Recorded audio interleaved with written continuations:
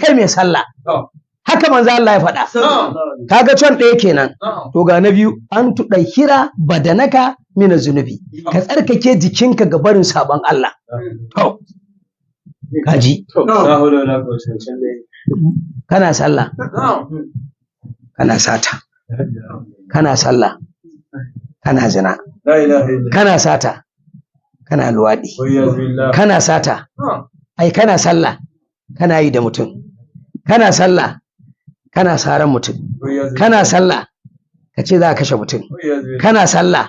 ka ce za ka zama annamimi an gane annamimi shine ɗau magana wa'annan mutanen ya zo ya gaya wa'ancan a zo a fitina